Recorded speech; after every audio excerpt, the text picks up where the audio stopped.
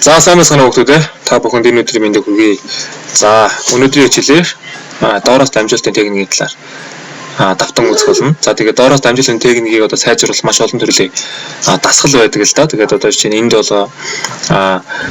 хөл тийм ээ, нэг хөл урдаа нөгөө хөл ардаа нуулц суусан байдлаас тийм ээ. Одоо нам дор байрлалаас одоо яг нь дамжуулалтын техникийг үүсгэж байна шүү дээ.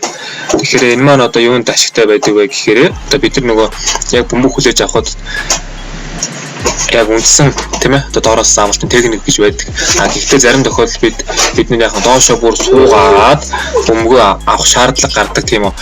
Тэрхүү зүйлстэй бол энэхүү дасгал бол маш сайн бэлтэж өгдөг байх нь байна.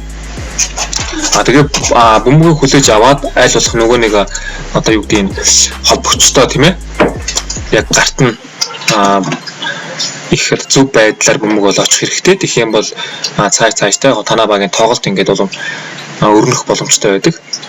За доороос дамжуулалтын техник их муу байх юм бол бөмбөг хаамаагүй тийш ингээд явж байгаа танаа багийн хамтрагч нар төртөл ингээд тийм ээ дараагийн тоглолтоо гаргахад хэцүү төвөгтэй болно.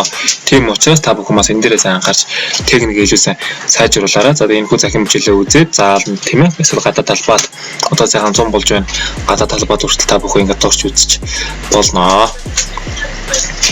За энэ бол яг үндсэн байрлалаас доврох шаргаш шилжилтээс одоо доороос дамжуулалтын техникийг бол гүйцэтгэж байгааг харж байна. За тэгээд та бүхэн цааш нь өргөжлүүлээд яг энэхүү бичлэгэн дээр гарах тийм ээ тэрхүү дөхүүлсэн дасгалуудыг тийм ээ ур чадвар сайжруулах тэр дасгалуудыг та бүхэн сайн хараад зааландаа бас турш үзээрэй гэж зөвлөмөр байна.